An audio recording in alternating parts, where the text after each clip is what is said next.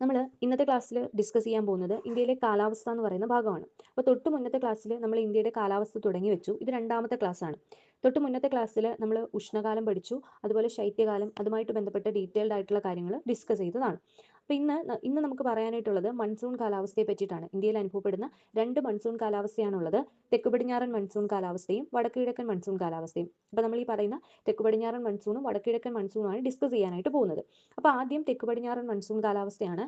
തെക്ക് പടിഞ്ഞാറൻ മൺസൂൺ കാലാവസ്ഥ എന്ന് പറയുന്നത് ജൂൺ മാസത്തിന്റെ ആരംഭത്തിൽ തുടങ്ങുകയും ജൂൺ ജൂലൈ ഓഗസ്റ്റ് മാസങ്ങളിലായി വ്യാപിച്ചു കിടക്കുകയും ചെയ്യുന്നതാണ് തെക്ക് പടിഞ്ഞാറൻ മൺസൂൺ കാലാവസ്ഥ എന്ന് പറയുന്നത്. അപ്പോൾ ഈ തെക്ക് പടിഞ്ഞാറൻ മൺസൂൺ കാലാവസ്ഥ എങ്ങനെയാണ് ഉണ്ടാകുന്നത് എന്നുള്ളത് ഒരു സ്റ്റോറി ലൈൻ പോലെ നമുക്ക് ഓർത്തു വെക്കാനായിട്ട് പറ്റും. അതായത് ഈ ഈ ഒരു ജൂൺ ജൂലൈ ഓഗസ്റ്റ് മാസങ്ങൾ തുടങ്ങുന്നതിന് മുൻപ് ഏപ്രിൽ മെയ് മാസങ്ങളായിരുന്നല്ലോ. അപ്പോൾ ഏപ്രിൽ മെയ് മാസങ്ങൾ എന്ന് പറയുമ്പോൾ ഉഷ്ണകാലാവസ്ഥയാണ്. ഉഷ്ണകാലം കഴിഞ്ഞിട്ടാണ് പിന്നീട് ഈ പറയുന്ന തെക്ക് പടിഞ്ഞാറൻ മൺസൂൺ കാലാവസ്ഥയിലേക്ക് കടക്കുന്നത്. അപ്പോൾ ഈ ഉഷ്ണകാലത്ത്, അതായത് ഏപ്രിൽ മെയ് മാസങ്ങളിലൊക്കെ തന്നെ ഇന്ത്യയിൽ അത്യധികം ചൂടാണ് അനുഭവപ്പെടുക. അതായത് ഇന്ത്യയിൽ നല്ല ചൂടാണ്. അതായത് ഇന്ത്യയിലെ താപനില എന്ന് പറയുന്നത് നല്ല കൂടുതലാണ്. അപ്പോൾ ഇന്ത്യയിലെ താപനില കൂടുക മീൻസ് അവിടുത്തെ മർദ്ദം എന്തായിരിക്കും? കുറവായിരിക്കും. എന്നാൽ ഇതേ സമയം തന്നെ, അതായത് ഇതേ ഏപ്രിൽ മെയ് മാസത്തിൽ തന്നെ സമുദ്രത്തിൽ, അതായത് ഇന്ത്യയോട് അടുത്ത് കിടക്കുന്ന ഇന്ത്യൻ മഹാസമുദ്രത്തിൽ ഇതേ സമയത്ത് തന്നെ ഏപ്രിൽ മെയ് മാസങ്ങളിൽ ചൂട് അത്ര കൂടുതലായിരിക്കത്തില്ല. അതായത് ചൂടുകാലമാണെങ്കിലും കടുത്ത ചൂട് അനുഭവപ്പെടുന്നില്ല. അപ്പോൾ കരഭാഗത്തെ അപേക്ഷിച്ച്, അതായത് ഇന്ത്യയെ അപേക്ഷിച്ച് നോക്കുമ്പോൾ ടെമ്പറേച്ചർ കുറവാണ്, ടെമ്പറേച്ചർ കുറയുമ്പോൾ മർദ്ദം കൂടുതലാണ്. ഇത് ഇൻവേഴ്സ്ലി പ്രൊപ്പോർഷണൽ ആണ്. അപ്പോൾ മർദ്ദം കൂടുതലാണ്. അതായത് ഇന്ത്യൻ മഹാസമുദ്ര മേഖല എന്ന് പറയുന്നത് ഉച്ചമർദ്ദ മേഖലയായി നിലകൊള്ളുന്നു. ഇത് ഏത് മാസങ്ങളിലാണ്? ഏപ്രിൽ മെയ് മാസങ്ങളിലാണ്. അപ്പോൾ ഏപ്രിൽ മെയ് മാസങ്ങളിൽ ഇന്ത്യ ഉൾപ്പെടുന്ന കരഭാഗം എന്ന് പറയുന്നത് ന്യൂനമർദ്ദ മേഖലയായും ഇന്ത്യൻ മഹാസമുദ്രം എന്ന് പറയുന്നത് ഉച്ചമർദ്ദ മേഖലയുമായിട്ട് നിൽക്കുകയാണ്. അപ്പോൾ സ്വാഭാവികമായിട്ടും ഉച്ചമർദ്ദ മേഖലയിൽ നിന്ന് ന്യൂനമർദ്ദ മേഖലയിലേക്കാണ് കാറ്റ് വീശുന്നത്. കാറ്റെന്ന് പറയുമ്പോൾ മർദ്ദം കൂടിയ ഭാഗത്ത് നിന്ന് മർദ്ദം കുറഞ്ഞ ഭാഗത്തേക്കാണ് കാറ്റ് വീശുന്നത്. അപ്പോൾ ഇവിടെ സ്വാഭാവികമായിട്ടും ഇന്ത്യൻ മഹാസമുദ്ര ഭാഗത്ത് നിന്ന് കാറ്റ് ഇന്ത്യയിലെ കരഭാഗത്തിലേക്ക് വീശുന്നതായിട്ട് കാണാനായിട്ട് പറ്റും. അതാണ് മൺസൂൺ കാലാവസ്ഥ സമയത്ത് സംഭവിക്കുന്നത്. അപ്പോൾ ഏപ്രിൽ മെയ് മാസത്തിൽ ഇത്തരത്തിൽ ഉച്ചമർദ്ദ മേഖലയും ന്യൂനമർദ്ദ മേഖലയും ക്രിയേറ്റ് ചെയ്യുകയും ജൂൺ ആരംഭത്തോടുകൂടി ഈ പറയുന്ന ഇന്ത്യൻ മഹാസമുദ്രമായിട്ടുള്ള ഉച്ചമർദ്ദ മേഖലാ പ്രദേശത്ത് നിന്ന് കാറ്റ് കരഭാഗത്തിലേക്ക്, അതായത് ഇന്ത്യയിലെ കരഭാഗത്തിലേക്ക് വീശുകയും ചെയ്യുന്നുണ്ട്. അതാണ് തെക്കു പടിഞ്ഞാറൻ മൺസൂൺ കാറ്റായിട്ട് മാറുന്നത്. അല്ലെങ്കിൽ തെക്കു പടിഞ്ഞാറൻ മൺസൂൺ മഴ പെയ്യ്ക്കുന്നതിന് കാരണമാകുന്നത് ഈ മൺസൂൺ കാറ്റാണെന്ന് പറയാം. അപ്പോൾ ഇത്തരത്തിൽ ഇന്ത്യൻ മഹാസമുദ്രത്തിൽ രൂപം കൊള്ളുന്ന കാറ്റ് ഇന്ത്യയുടെ പടിഞ്ഞാറ് ഭാഗത്തേക്ക് സഞ്ചരിക്കുകയാണ്. അതായത് തെക്ക് രൂപം കൊള്ളുന്ന കാറ്റ് ഇന്ത്യയിലൂടെ കടന്ന് ഇന്ത്യയുടെ പടിഞ്ഞാറ് ഭാഗത്തേക്കാണ് വ്യാപിക്കുന്നത്. അപ്പോൾ ഇത് പ്രത്യേകത എന്ന് പറഞ്ഞാൽ ഇന്ത്യയിൽ ഇത് ആദ്യം പ്രവേശിക്കുന്നത് കേരളത്തിലൂടെയാണ്. അപ്പം ഇന്ത്യൻ മഹാസമുദ്രത്തിൽ രൂപം കൊള്ളുന്ന കാറ്റ്, അതായത് ഇന്ത്യൻ മഹാസമുദ്രം എന്ന് പറയുമ്പോൾ കാറ്റ് തുടങ്ങുന്നത് അറബിക്കടലും ഉണ്ട്. ഇന്ത്യൻ മഹാസമുദ്രത്തിന്റെ പടിഞ്ഞാറായിട്ട് അറബിക്കടലും ഉണ്ട്. ഇന്ത്യൻ മഹാസമുദ്രത്തിന്റെ കിഴക്കായിട്ട് ബംഗാൾ ഉൾക്കടലും ഉണ്ട്. അപ്പോൾ ഇന്ത്യൻ മഹാസമുദ്രത്തിൽ രൂപം കൊള്ളുന്ന ഈ കാറ്റ് അറബിക്കടലിലേക്കും കുറച്ച് ഭാഗം പോകുന്നുണ്ട്, ബംഗാൾ ഉൾക്കടലിലേക്കും പോകുന്നുണ്ട്. പക്ഷേ ബംഗാൾ ഉൾക്കടലിലേക്ക് പോകുന്ന കാറ്റ് അത്ര കണ്ട് സ്വാധീനം കുറവുള്ള കാറ്റായതിനാൽ അത് അങ്ങ് മാറിപ്പോവുകയാണ് ചെയ്യുന്നത്. പക്ഷേ അതേസമയം അറബിക്കടൽ ശാഖ, അറബിക്കടലിലേക്ക് വരുന്ന കാറ്റെന്ന് പറയുന്നത് അതാണ് തെക്കു പടിഞ്ഞാറൻ മൺസൂൺ കാറ്റിന് കാരണമാകുന്നത്, അല്ലെങ്കിൽ മൺസൂൺ മഴയ്ക്ക് കാരണമാകുന്നതെന്ന് പറയുന്നത്. അപ്പോൾ ഈ അറബിക്കടലിലേക്ക് എത്തുന്ന അല്ലെങ്കിൽ പടിഞ്ഞാറൻ ഭാഗത്തേക്ക് സഞ്ചരിക്കുന്ന കാറ്റാണ് തെക്കു പടിഞ്ഞാറൻ മൺസൂൺ കാറ്റായിട്ട് മാറുന്നത്. അത് ഇന്ത്യയിലെ ആദ്യം അനുഭവപ്പെടുന്ന പ്രദേശം എന്ന് പറയുന്നത് ആൻഡമാൻ നിക്കോബാർ ദ്വീപ സമൂഹത്തിലാണ്. ഇന്ത്യയിലെ തന്നെ കേന്ദ്രഭരണ പ്രദേശമായിട്ടുള്ള ആൻഡമാൻ നിക്കോബാർ ദ്വീപ സമൂഹത്തിലാണ് മെയ് അവസാനത്തോടുകൂടി ഈ പറയുന്ന കാറ്റ്, തെക്കു പടിഞ്ഞാറൻ മൺസൂൺ കാറ്റ് എത്തുകയും അവിടെ മഴയ്ക്ക് കാരണമാവുകയും ചെയ്യുന്നത്. പിന്നീട് ആൻഡമാൻ നിക്കോബാർ ദ്വീപ സമൂഹത്തിൽ നിന്ന് സഞ്ചരിച്ച് ഇന്ത്യയിലേക്ക് എത്തുമ്പോൾ ഇന്ത്യയിൽ ഇത് ആദ്യമായിട്ട് മൺസൂൺ കാറ്റിന്റെ പ്രഭാവം അല്ലെങ്കിൽ മൺസൂൺ ഉണ്ടാകുന്നത് കേരളത്തിലാണ്. ഓക്കെ, കേരളത്തിന്റെ തെക്കൻ മേഖലകളിലൂടെ കടന്നുപോയി വടക്ക് മേഖലകളിൽ അതിശക്തമായ മഴയ്ക്ക് കാരണമാക്കാൻ സഹായിക്കുന്നതാണ് തെക്കു പടിഞ്ഞാറൻ മൺസൂൺ കാറ്റ് എന്ന് പറയുന്നത്. അതായത് തിരുവനന്തപുരത്തിലൂടെ ഇങ്ങനെ കടന്നു പോവുമെങ്കിലും ഈ തെക്കു പടിഞ്ഞാറൻ മൺസൂൺ കാറ്റ് കേരളത്തിലെ വടക്കു ഭാഗത്താണ് കൂടുതൽ മഴ ഉണ്ടാകുന്നതിന് കാരണമാകുന്നത്. അതൊക്കെ നമ്മൾ കേരള ജോഗ്രഫിയിൽ ഓൾറെഡി ഡിസ്കസ് ചെയ്യും. ഇനി ഈ പറയുന്ന കേരളത്തിലാണ് ആദ്യമായിട്ട് മൺസൂൺ കാറ്റിന്റെ പ്രഭാവം ആരംഭിക്കുന്നത്. കാരണം കേരളത്തിലൂടെയാണ് കാറ്റ് എന്ത് ചെയ്യുന്നത്? കടന്നു പോകുന്നത്. തെക്ക് പടിഞ്ഞാറൻ മൺസൂൺ കാറ്റ് കടന്നു പോകുന്നത്. അപ്പം ഇങ്ങനെ കാറ്റ് കടന്നുപോയി എന്ന് കരുതി മഴ പെയ്യണം എന്നില്ല. അതായത് ഈ ഇന്ത്യൻ മഹാസമുദ്രത്തിൽ രൂപം കൊള്ളുന്ന കാറ്റ് അറബിക്കടലിലൂടെ സഞ്ചരിച്ച് ആൻഡമാൻ നിക്കോബാർ ദ്വീപ സമൂഹത്തിലെത്തി പിന്നീട് ഇന്ത്യയിലേക്ക് കടക്കുമ്പോൾ ഇന്ത്യയിലൂടെ ഇങ്ങനെ കാറ്റ് കടന്നു പോകുമ്പോൾ കാറ്റ് കടന്നുപോയി എന്ന് കരുതി മഴ പെയ്യത്തില്ല. അപ്പോൾ എന്ത് ചെയ്യണം? കാറ്റിനെ തടഞ്ഞു നിർത്തി മഴ പെയ്യിക്കുന്ന എന്തെങ്കിലും ഒരു സ്രോതസ് അവിടെ ഉണ്ടായിരിക്കണം. അപ്പം നമ്മുടെ പടിഞ്ഞാറ് ഭാഗത്ത് പശ്ചിമഘട്ട മലനിരകളാണ്. അപ്പോൾ സ്വാഭാവികമായിട്ടും ഈ പ്രവേശിക്കുന്ന കാറ്റ്, തെക്ക് പടിഞ്ഞാറൻ മൺസൂൺ കാറ്റിനെ തടഞ്ഞു നിർത്തി ഈ പറയുന്ന കേരളം പോലുള്ള പശ്ചിമഘട്ട മലനിരകളിലെ പ്രദേശങ്ങളിൽ മഴ പെയ്യിക്കാൻ സഹായിക്കുന്നത് പശ്ചിമഘട്ട മലനിരകളാണ്. അതായത് പശ്ചിമഘട്ട മലനിരകൾ തടഞ്ഞു നിർത്തി എന്ത് ചെയ്യുന്നുണ്ട്, മഴ പെയ്യിക്കുകയാണ് ചെയ്യുന്നത്. തെക്ക് പടിഞ്ഞാറൻ മൺസൂണിന്റെ പ്രഭാവം ഉണ്ടാകുന്നതിന് കാരണം പശ്ചിമഘട്ട മലനിരകളാണ്. അപ്പോൾ പശ്ചിമഘട്ട മലനിരകൾ എവിടെയാണോ കാറ്റിനെ തടഞ്ഞു നിർത്തുന്നത് ആ സൈഡിൽ മഴ പെയ്യിക്കുന്നുണ്ട്. അതിന്റെ ഓപ്പോസിറ്റ് സൈഡ് എന്ന് പറയുന്നത് മഴ പെയ്യാതെ മഴനിഴൽ പ്രദേശമായിട്ട് കാണപ്പെടുന്നുണ്ട്. അതായത് പശ്ചിമഘട്ട മലനിരകൾ ഈ തെക്ക് പടിഞ്ഞാറൻ മൺസൂൺ കാറ്റിനെ തടഞ്ഞു നിർത്തുന്നതിനാൽ കേരളം പോലുള്ള സംസ്ഥാനങ്ങളിൽ മഴ പെയ്യുകയും അതേസമയം തെക്ക് പടിഞ്ഞാറൻ മൺസൂണിന്റെ പ്രഭാവം അനുഭവപ്പെടാത്ത ഒരു പ്രദേശമാണ് തമിഴ്നാട് എന്ന് പറയുന്നത്. കാരണം തമിഴ്നാട് പശ്ചിമഘട്ട മലനിരകളുടെ ഓപ്പോസിറ്റ് സൈഡിലാണ്, അപ്പുറത്തെ സൈഡിലാണ്. അപ്പോൾ അതുകൊണ്ട് ആ പ്രദേശം മഴനിഴൽ പ്രദേശമായി അറിയപ്പെടുകയും തമിഴ്നാട്ടിലെ ഈ പറയുന്ന തെക്ക് പടിഞ്ഞാറൻ മൺസൂൺ സമയത്ത് ഈ ജൂൺ ജൂലൈ മാസങ്ങളിൽ കേരളത്തിൽ കിട്ടുന്ന അത്രത്തോളം പോലും മഴ ലഭിക്കുന്നില്ല എന്ന് പറയാനായിട്ട് പറ്റും. എന്നാൽ തെക്ക് പടിഞ്ഞാറൻ മൺസൂൺ സമയത്ത് കേരളത്തിൽ 150 സെന്റിമീറ്റർ മുതൽ 200 സെന്റിമീറ്ററിന് മുകളിൽ വരെ എന്ത് ചെയ്യാറുണ്ട്, മഴ ലഭിക്കാറുണ്ട്. ഇനി അതേസമയം ഈ പറയുന്ന പർവ്വതങ്ങൾ തടഞ്ഞു നിർത്തി മഴ പെയ്യിക്കുന്ന ആ ഒരു പ്രക്രിയയ്ക്ക് പറയുന്ന പേരാണ് ശൈലവൃഷ്ടി എന്ന് പറയുന്നത്. അതായത് കേരള ഭാഗത്തിൽ കൂടുതൽ മഴ കിട്ടുന്നത് ശൈലവൃഷ്ടി വഴി ഉണ്ടാകുന്ന മഴയാണ്. അതായത് പശ്ചിമഘട്ട മലനിരകളാണ്, പർവ്വതങ്ങളാണ്. അപ്പോൾ പർവ്വതങ്ങൾ തടഞ്ഞു നിർത്തി പർവ്വതത്തിന് അഭിമുഖമാകുന്ന ഭാഗത്ത് മഴ പെയ്യുന്നുണ്ട്. അപ്പോൾ ഇത്തരത്തിൽ പെയ്യുന്ന മഴയാണ് ശൈലവൃഷ്ടി എന്നറിയപ്പെടുന്നത്. കേരളത്തിൽ ഉണ്ടാകുന്ന മഴ പൊതുവെ ശൈലവൃഷ്ടിയാണ്. അപ്പോൾ ശൈലവൃഷ്ടി വഴിയാണ് കേരളത്തിൽ കൂടുതൽ മഴ ഉണ്ടാകുന്നത്.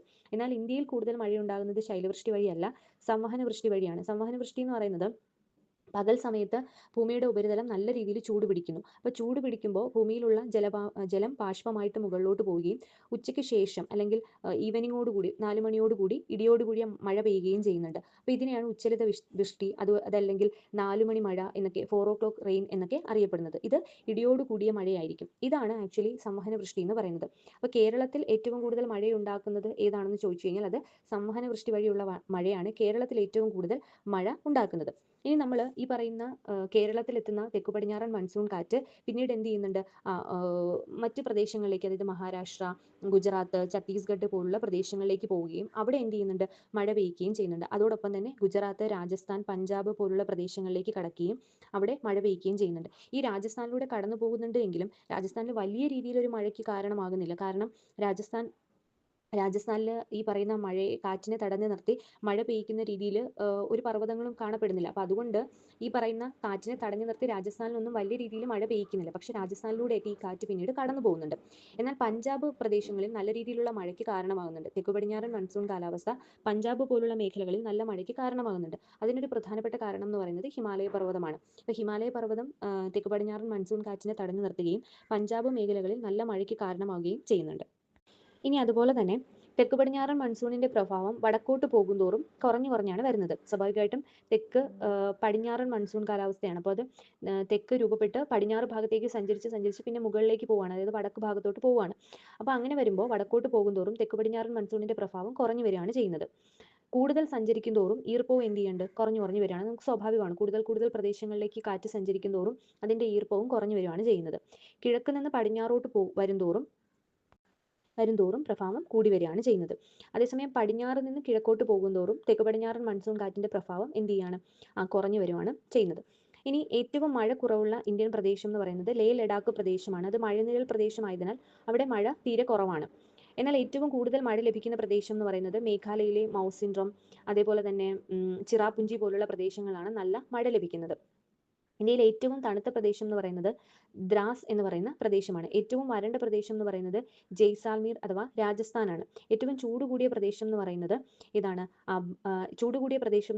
ആൾവാർ എന്ന് പറയുന്ന പ്രദേശമാണ്. എന്നാൽ ഉഷ്ണകാലത്ത് ഏറ്റവും ചൂട് കൂടിയ പ്രദേശം എന്ന് പറയുന്നത് രാജസ്ഥാനിലെ ബാമർ എന്ന് പറയുന്ന പ്രദേശമാണ്. ഇനി അടുത്ത മൺസൂണിന്റെ പിൻവാങ്ങലാണ്, അതാണ് വടക്കുകിഴക്കൻ മൺസൂൺ എന്നറിയപ്പെടുന്നത്. മൺസൂണിന്റെ പിൻവാങ്ങലാണ്. അപ്പോൾ മൺസൂണിന്റെ പിൻവാങ്ങൽ എന്ന് പറയുമ്പോൾ ഒരു സെപ്റ്റംബറിന് ശേഷം, അതായത് സെപ്റ്റംബർ, ഒക്ടോബർ, നവംബർ മാസങ്ങളിലാണ് വടക്കുകിഴക്കൻ മൺസൂൺ കാലാവസ്ഥ ഉണ്ടാകുന്നത്. അതായത് ഈ തെക്കു പടിഞ്ഞാറൻ മൺസൂൺ കാലാവസ്ഥ നടന്നുകൊണ്ടിരിക്കുന്ന സമയത്ത് ഇന്ത്യയിൽ നല്ല തണുപ്പായിരിക്കും. അതായത് ഇന്ത്യയിലെ തണുപ്പ് കൂടാനായിട്ട് തുടങ്ങും. അതായത് താപനില കുറയുകയും പ്രഷർ കൂടുകയും ചെയ്യുന്നുണ്ട്. അപ്പോൾ പൊതുവെ ഇന്ത്യയിലുള്ള കരഭാഗം എന്ന് പറയുന്നത് ഉച്ചമർദ്ദ മേഖലയായിട്ട് നിലകൊള്ളുകയാണ് ചെയ്യുന്നത്. എന്നാൽ അതേസമയം തന്നെ ഈ പറയുന്ന ഇന്ത്യൻ മഹാസമുദ്രത്തിന്റെ ഭാഗം എന്ന് പറയുന്നത്, അതായത് ബംഗാൾ ഉൾക്കടലാണെങ്കിലും ഇന്ത്യൻ മഹാസമുദ്രത്തിന്റെ ഭാഗം എന്ന് പറയുന്നത് ലോ പ്രഷർ ആയിട്ട് കാണപ്പെടുകയാണ് ചെയ്യുന്നത്. അപ്പോൾ അങ്ങനെ വരുമ്പോൾ ഇന്ത്യക്കകത്ത് ഹൈ പ്രഷറും ഇന്ത്യൻ മഹാസമുദ്ര ഭാഗത്ത് അല്ലെങ്കിൽ ബംഗാൾ ഉൾക്കടൽ ഭാഗത്ത് ലോ പ്രഷറുമായിട്ടാണ് കാണപ്പെടുന്നത്. അപ്പോൾ കാറ്റ് എന്ത് ചെയ്യും? തിരിച്ചു പോകും. അതായത് ഇന്ത്യയിലെ കരഭാഗത്ത് നിന്ന് കടലിലേക്ക് കാറ്റ് തിരിച്ചു പോകും. അത്തരത്തിൽ വടക്ക് നിന്ന് കിഴക്കോട്ട് കാറ്റ് നീങ്ങി ഇന്ത്യൻ മഹാസമുദ്രത്തിലെത്തുന്നു. അതായത് ബംഗാൾ ഉൾക്കടലിലൂടെ ഇന്ത്യൻ മഹാസമുദ്രത്തിലെത്തുന്നു. അത്തരത്തിൽ കാറ്റിന്റെ പിൻവാങ്ങലാണ് വടക്കുകിഴക്കൻ മൺസൂൺ കാലാവസ്ഥ എന്ന് അറിയപ്പെടുന്നത്. ഈ വടക്കുകിഴക്കൻ മൺസൂൺ കാലാവസ്ഥ സമയത്ത് അധികം മഴയൊന്നും ഉണ്ടാകുന്നില്ല. എന്നാൽ തെക്കു പടിഞ്ഞാറൻ മൺസൂൺ സമയത്ത് അധികം മഴ പെയ്യാത്ത സ്ഥലങ്ങളുണ്ട്. ആ സ്ഥലങ്ങളിൽ നല്ല രീതിയിൽ മഴയ്ക്ക് കാരണമാകുന്ന ഒരു മൺസൂണാണ് വടക്കുകിഴക്കൻ മൺസൂൺ എന്ന് പറയുന്നത്. ഇന്ത്യയിലെ മൺസൂണിൽ ഏറ്റവും കൂടുതൽ മഴയ്ക്ക് കോൺട്രിബ്യൂഷൻ നൽകുന്നത് തെക്കു പടിഞ്ഞാറൻ മൺസൂണാണ്. ഏകദേശം 80-85% മഴയും കിട്ടുന്നത് തെക്കു പടിഞ്ഞാറൻ മൺസൂൺ സമയത്താണ്. എന്നാൽ വടക്കുകിഴക്കൻ മൺസൂൺ കാലാവസ്ഥ, അതായത് ഒക്ടോബർ നവംബർ മാസങ്ങളിലുള്ള ഈ മഴയ്ക്ക്, അതായത് വടക്കു കിഴക്കൻ മൺസൂൺ മഴയ്ക്ക് അത്ര കണ്ട് മഴ പെയ്യിക്കാനുള്ള ഒരു എഫക്റ്റ് ഇല്ല എന്ന് പറയാൻ പറ്റും. എന്നാൽ തമിഴ്നാട്, ആന്ധ്രാപ്രദേശ് പോലുള്ള പ്രദേശങ്ങൾ, അവിടെ തെക്കു പടിഞ്ഞാറൻ മൺസൂണിന്റെ എഫക്റ്റ് വളരെ കുറവാണ്. എന്നാൽ വടക്ക് കിഴക്കൻ മൺസൂണിന്റെ എഫക്റ്റ് വളരെ കൂടുതലുമാണ്. വടക്ക് കിഴക്കൻ മൺസൂണിന്റെ ഫലമായിട്ട് ഈ പറയുന്ന ഒക്ടോബർ നവംബർ മാസങ്ങളിലൊക്കെ തന്നെ തമിഴ്നാട്, ആന്ധ്രാപ്രദേശ് പോലുള്ള പ്രദേശങ്ങളിൽ നല്ല രീതിയിലുള്ള മഴ ഉണ്ടാകാറുണ്ട്. എസ്പെഷ്യലി തമിഴ്നാട് പ്രദേശത്ത് നല്ല രീതിയിലുള്ള മഴയ്ക്ക് കാരണമാകുന്നുണ്ട്. പിന്നെ അവിടെ വരുന്ന ഒന്നാണ് ഒക്ടോബർ ഹീറ്റ് എന്ന് പറയും, അതായത് കന്നിച്ചൂട് എന്ന് പറയും. അപ്പോൾ ഒക്ടോബർ ഹീറ്റ് അഥവാ കന്നിച്ചൂട് എന്ന് പറയുന്നത് വടക്കിഴക്കൻ മൺസൂണിന്റെ പിൻവാങ്ങൽ, അത് തിരിച്ചു പോവുകയാണ്. അപ്പം വടക്കിഴക്കൻ മൺസൂണിന്റെ പിൻവാങ്ങൽ സമയത്ത് ചൂട് കൂടുതലുള്ള അന്തരീക്ഷത്തിൽ അനുഭവപ്പെടുന്ന ഒരു ഉഷ്ണം, അതായത് ചൂട് കൂടി അന്തരീക്ഷത്തിൽ ഒരു ഉഷ്ണം അനുഭവപ്പെടുന്നുണ്ട്. അതാണ് ഒക്ടോബർ ചൂട്, അതായത് കന്നിച്ചൂട് എന്നൊക്കെ അറിയപ്പെടുന്നത്. അതായത് വടക്കിഴക്കൻ മൺസൂൺ തിരിച്ച് പിൻവാങ്ങി പോവുകയാണ്. അപ്പോൾ ഓട്ടോമാറ്റിക്കലി ഇന്ത്യ ഒരു ഇരിക്കുകയാണ്. തെക്കു പടിഞ്ഞാറൻ മൺസൂൺ മഴയൊക്കെ പെയ്ത് ഒന്ന് തണുത്ത് ഒരു കണ്ടീഷനിൽ ഇരിക്കുകയാണ്. അപ്പോഴാണ് വടക്കിഴക്കൻ മൺസൂൺ കാറ്റ് വരികയും നമ്മുടെ കരയിൽ നിന്ന് കടലിലേക്ക് കാറ്റ് വീശി പോവുകയും ചെയ്യുന്നത്. അപ്പോൾ ഒരു ചൂട് നമുക്ക് അനുഭവപ്പെടും. അതായത് ഈ സമയത്ത് അന്തരീക്ഷത്തിൽ പൊതുവെ ഒരു ചൂട് അനുഭവപ്പെടും ഒക്ടോബർ സമയത്ത്. അപ്പോൾ ഈ ചൂടിന് പറയുന്ന പേരാണ് ഒക്ടോബർ ഹീറ്റ് അഥവാ കന്നിച്ചൂടെന്ന് അറിയപ്പെടുന്നത്. അപ്പോൾ ഈ പറയുന്ന വടക്കുകിഴക്കൻ മൺസൂൺ കാറ്റ് ഏറ്റവും കൂടുതൽ മഴ പെയ്യിക്കുന്നത് എവിടെയാണ്? തമിഴ്നാട് പ്രദേശമാണെന്ന് പറഞ്ഞു. അപ്പോൾ ഏത് തീരമാണെന്ന് ചോദിച്ചു കഴിഞ്ഞാൽ കൊറമാൻഡൽ തീരമാണ്. നമ്മൾ തീരപ്രദേശമൊക്കെ പഠിച്ചപ്പോൾ കൊറമാൻഡൽ തീരമൊക്കെ നമ്മൾ പഠിച്ചതാണ്. അപ്പോൾ കൊറമാൻഡൽ തീരത്താണ് ഇത് കൂടുതൽ എന്ത് ചെയ്യുന്നത്? മഴയ്ക്ക് കാരണമാകുന്നത്. അപ്പോൾ വടക്കുകിഴക്കൻ മൺസൂൺ കാലാവസ്ഥ കൂടുതൽ മഴയ്ക്ക് കാരണമാകുന്നത് കൊറമാൻഡൽ തീരത്താണ്. പ്രത്യേകിച്ച് തമിഴ്നാട് തീരത്ത് കനത്ത മഴയ്ക്ക് കാരണമാകുന്നുണ്ട്. ഈ പറയുന്ന തമിഴ്നാട് മഴ പെയ്യിക്കുന്നത് കൊണ്ട് തമിഴ്നാട്ടിന്റെ ഒരു പ്രധാന മഴക്കാലമാണ് വടക്ക് കിഴക്കൻ മൺസൂൺ കാലാവസ്ഥ എന്ന് പറയുന്നത്. അത് കേരളത്തിലും കർണാടകത്തിലെ ചില ഭാഗങ്ങളിലും ഒക്കെ ചെറിയ തോതിൽ എന്ത് ചെയ്യുന്നുണ്ട്? വടക്ക് കിഴക്കൻ മൺസൂൺ കാറ്റ് അനുഭവപ്പെടാറുണ്ട്. നമുക്കൊരു ക്വസ്റ്റ്യൻ നോക്കാം. പശ്ചിമ അസ്വസ്ഥത എന്ന പ്രതിഭാസം ഇന്ത്യയിലെ ഏത് കാലാവസ്ഥയുമായിട്ട് ബന്ധപ്പെട്ടിരിക്കുന്നു? അപ്പോൾ പശ്ചിമ അസ്വസ്ഥത എന്ന് പറയുന്നത് ഒരു ശൈത്യക്കാറ്റാണ്. അപ്പം ഇത് ഏത് കാലാവസ്ഥയുമായിട്ട് ബന്ധപ്പെട്ടിരിക്കുന്നു? ശൈത്യകാലവുമായിട്ട് ബന്ധപ്പെട്ടിരിക്കുന്നതാണ് പശ്ചിമ അസ്വസ്ഥത എന്ന് പറയുന്നത്. ഇനി അടുത്ത ക്വസ്റ്റ്യൻ, ഉഷ്ണകാലത്ത് വീശുന്ന പ്രാദേശിക വാദങ്ങൾ ഏതൊക്കെയാണ്? അപ്പോൾ ഉഷ്ണകാലത്ത് വീശുന്ന പ്രാദേശിക വാദങ്ങൾ എന്ന് വെച്ച് കഴിഞ്ഞാൽ കാറ്റുകൾ ഏതൊക്കെയാണ് എന്നുള്ളതാണ്. അപ്പോൾ ഉഷ്ണകാലത്ത് വീശുന്ന ചൂടുകാറ്റാണ് ലൂ എന്ന് പറയുന്നത്. ഉഷ്ണകാലത്ത് വീശുന്ന ഒരു ചൂടുകാറ്റാണ് ലൂ എന്ന് പറയുന്നത്. അതുപോലെ തന്നെ ഉഷ്ണകാലത്ത് വീശുന്ന ഒരു കാറ്റാണ് ചെറി ബ്ലോസം എന്ന് പറയുന്നത്. ഈ ചെറി ബ്ലോസം കർണാടകയിൽ കാപ്പി കൃഷിക്ക് അനുയോജ്യമായിട്ടുള്ള ഒരു കാറ്റാണെന്ന് പറയാൻ പറ്റും. അടുത്ത ക്വസ്റ്റ്യൻ, ഇന്ത്യയിലെ ഏറ്റവും വലിയ മഴക്കാലത്തിന് കാരണമാകുന്ന കാറ്റുകൾ ഏതാണ്? ഇന്ത്യയിൽ ഭൂരിഭാഗം മഴയ്ക്കും കാരണമാകുന്നത് തെക്കു പടിഞ്ഞാറൻ മൺസൂൺ കാറ്റുകളാണെന്ന് പറയാം. അടുത്തത്, ഒക്ടോബർ നവംബർ മാസങ്ങളിലായി ഇന്ത്യയിൽ ഒട്ടാകെ അനുഭവപ്പെടുന്ന ഉയർന്ന ഊഷ്മാവും ആർദ്രതയും പകൽ സമയങ്ങളെ ദുസ്സഹമാക്കുന്നുണ്ട്. ഈ പ്രതിഭാസം ഏത് പേരിൽ അറിയപ്പെടുന്നു? ഒക്ടോബർ നവംബർ മാസങ്ങളിലാണ് അനുഭവപ്പെടുന്നത്. അതായത് അന്തരീക്ഷത്തിൽ ഒരു ചൂട് അനുഭവപ്പെടുന്നുണ്ട്. അതുവഴി നമുക്കൊരു പകൽ സമയത്ത് അതികഠിനമായിട്ടുള്ള അല്ലെങ്കിൽ ഒരു ദുസ്സഹമായിട്ടുള്ള ഒരു ക്ലൈമറ്റ് ആയിരിക്കും നമുക്ക് അനുഭവപ്പെടുന്നത്. ആ പ്രതിഭാസത്തെ പറയുന്ന പേരെന്താണ്? ഒക്ടോബർ ചൂട് എന്നാണ് അറിയപ്പെടുന്നത്. ഒക്ടോബർ ഹീറ്റ് എന്നാണ് അറിയപ്പെടുന്നത്, അല്ലെങ്കിൽ കന്നിച്ചൂട് എന്ന് അറിയപ്പെടാറുണ്ട്. അപ്പോൾ അതാണ് ഒക്ടോബർ നവംബർ മാസങ്ങളിൽ അനുഭവപ്പെടുന്നത്. ഇത് ഏത് മൺസൂൺ കാലാവസ്ഥയുമായിട്ട് ബന്ധപ്പെട്ടിരിക്കുന്നു? വടക്കു പടിഞ്ഞാറൻ മൺസൂണിന്റെ പിൻവാങ്ങൽ സമയത്താണ് ഇത് അനുഭവപ്പെടുന്നത്.